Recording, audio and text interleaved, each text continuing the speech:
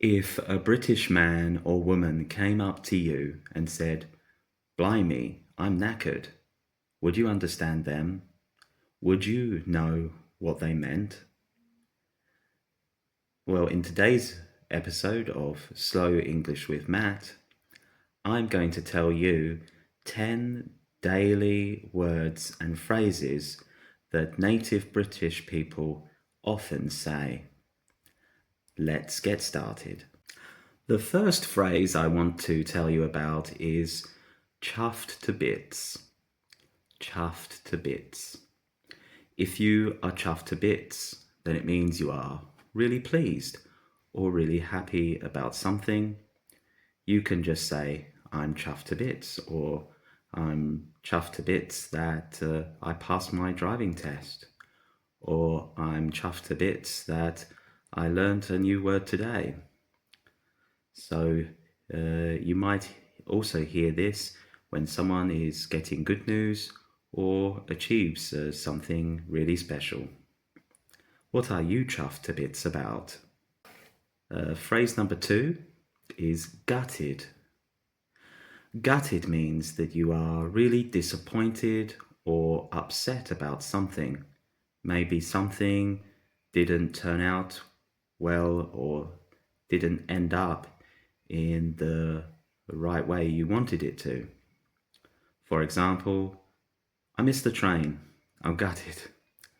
I'm gutted that Spurs lost another match. For example, British people use this for big and small disappointments, and it comes from gut, which means the stomach. And you can say you are gutted about anything that makes you sad. I hope there is nothing you are gutted about, and you are chuffed to bits that you are watching this video. And so far, if you're learning something new, make sure you press like and subscribe. But the third word or phrase we're going to talk about is knackered. I said it at the beginning of the video, and knackered just means extremely tired, really tired, or exhausted. After work, I'm absolutely knackered. I'm always knackered after work. It's much more common actually than exhausted or very tired in the UK. So don't be surprised if you often hear this word instead of words like tired or exhausted. I hope you won't be feeling knackered this evening. The fourth word is cheeky. Are you a cheeky boy or a cheeky girl? This means that you are playful, maybe a little bit playfully rude or brave or bold. Not really offensive, but we usually use this when somebody is being a little bit playful or maybe trying to banter us or something like that. We might also say to children who are naughty or rude, don't be cheeky, don't be a cheeky boy, for example. You may also hear something like, do you fancy a cheeky pint of beer? This means like it's very quick, and maybe we shouldn't really do it. So, for example, if you work in an office and somebody says, fancy a cheeky pint, probably you shouldn't be drinking beer, but you are being cheeky. So there we go. Fancy here is also a good word because it means do you want. So we can say, do you fancy this or fancy that, and use it in a question. Do you fancy a cheeky pint of beer? Now, another word that maybe you've come across, which is the fifth one, is brilliant. Brilliant is quite common and maybe one of the ones you've heard before. But in Britain, instead of saying that's excellent, that's fantastic, that's good, that's great, we can say, wow, that's brilliant. The movie was brilliant. The book was brilliant. You are brilliant. If you press like, you are really brilliant. You'll hear this all the time for anything positive. Are you a brilliant person? Let me know in the comments below. The sixth is proper, and this usually means real. But we can also use it to mean like really or very. Like in Britain, we might say, it's proper cold today, or wow, it's proper hot today. This makes your English sound really British. So if you are in London, Manchester, Birmingham, Edinburgh, Cardiff, or Belfast, and you say, wow, it's proper cold today, they will be proper impressed with your English. Trust me. Number 7 is mad. Now, mad usually means angry. Like, wow, she's so mad. You may think, wow, that means that she's angry. But actually, in Britain, it can also mean crazy. Obviously, this will depend on the context. So, are you mad can also mean, are you crazy?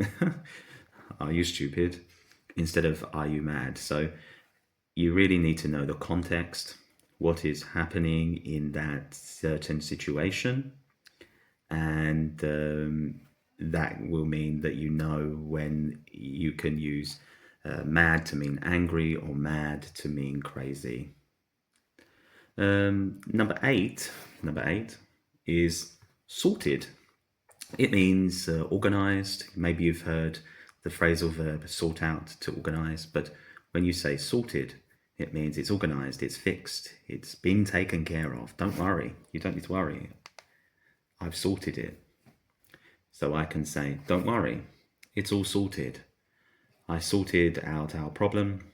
The problem is sorted. This video is sorted. You'll hear this when problems or things you need to do have been solved or done. What have you sorted today? We're getting near the end now. Number 9. This word is dodgy. And this means suspicious, maybe unreliable, or a bit unsafe. You don't think it's true or real, maybe dangerous. When I see some food that doesn't look good or maybe is cooked in the wrong way, I might say, that food looks a little bit dodgy. If I see a suspicious person on the street who looks like they might do something wrong, I might say, that guy, that lady over there looks a bit dodgy to me. And the last one, number 10, is blimey. Blimey, blimey.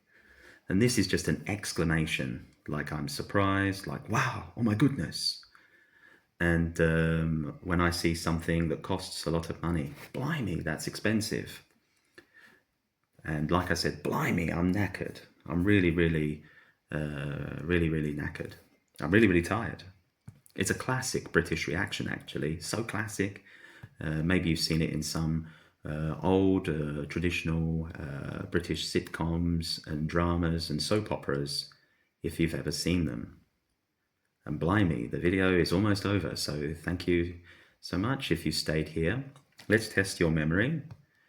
So if I say, blimey, I'm proper knackered after that brilliant match, I'm chuffed to bits we won, what do you think I mean? Let me know in the comments below. I love reading your comments all the time. And tell me which phrase you'll lose first.